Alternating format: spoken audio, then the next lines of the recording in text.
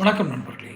கனிம வள கொள்ளை குறித்து ஒரு பிரபலமான ஒரு பத்திரிகை குழுமம் தொடர்ந்து அட்டைப்படத்தில் தகவல் வெளியிட்டும் டொமைனில் வெளியிட்டும் இன்னும் துரைமுருகனை அமைச்சரவையிலிருந்து நீக்காமல் அல்லது ஒரு கேள்வி கூட எழுப்பாமல் பொதுவெளியில் அதற்கு விளக்கம் தராமல் பதில் சொல்லாமல் இந்த அரசு இந்த முதலமைச்சர் ஸ்டாலின் ஏன் அமைதி காக்கிறார் என்று தெரிகிறதா? ஏற்கனவே அவர்களுக்கு இவரை சரியாக இன்னும் கட்சிக்குள் இவரை வைத்திருப்பதில் சிக்கல் இருக்கிறது. காரணம், உதயநிதி ஸ்டாலின் வளர்வதை துரைமுருகன் அவ்வளவாக ஏற்றுக்கொள்ளவில்லை. இது வெளிப்படையாக தெரிந்த விஷயம்.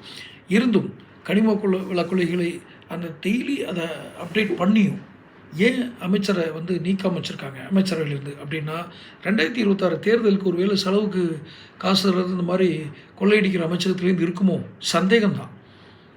துரைமுருகன் அவர்களுடைய அமைச்சகத்தில் மாஃபியாக்கள், மணல் மாஃபியாக்கள், கனிம வள மாஃபியாக்கள் இவர்கள் அடித்த காசையெல்லாம் எடுத்துக்கொண்டு போய் துரைமுருகன் அவர்களிடம் கொடுத்து அல்லது அவர் சொல்லி அவர்கள் அதிகார மையத்தில் உள்ளவர்கள் வீட்டில் கொடுத்தார்கள் என்று நான் சொல்லவில்லை. ஆனால் இப்படி சந்தேகப்படுவதற்கு வாய்ப்பு இருக்கிறதா இல்லையா?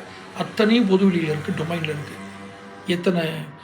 எவ்வளவு கொல்ல போகுது, எத்தனை கோடிகள், எத்தனை ஆயிரம் கோடிகள், 10,000 20,000 கோடிகள் கொள்ளையடிக்கிறார்கள். அனுமதி இல்லாமல் எம்சாண்ட் ப்ரொடக்ஷன் சென்டர் அந்த தொழிற்சாலைகள் நடக்கிறது. வெறும் சுற்றுப்புற சூழல் அனுமதி மட்டுமே வைத்துக்கொண்டு நடக்கிறது. இதையெல்லாம் சொல்லியும் அவர் அமைதி காக்கிறார்கள் என்றால் 2026 தேர்தலுக்கு தேர்தல் செலவுக்கு துரைமுருகன் பயன்படுவார் அப்படிங்கிறதுனால அவர் மேலே எதுவும் ஆக்ஷன் எடுக்கலை. அதுக்கு இந்த இதெல்லாம் குற்றச்சாட்டுங்க இந்த இருக்குங்க, இப்படி தாங்க நாங்கள் பண்ணுறோம் அப்படின்னு சொல்லலாம் இல்லையா? ஏன்னா நாங்கள் எல்லாத்தையும் சொல்லலை.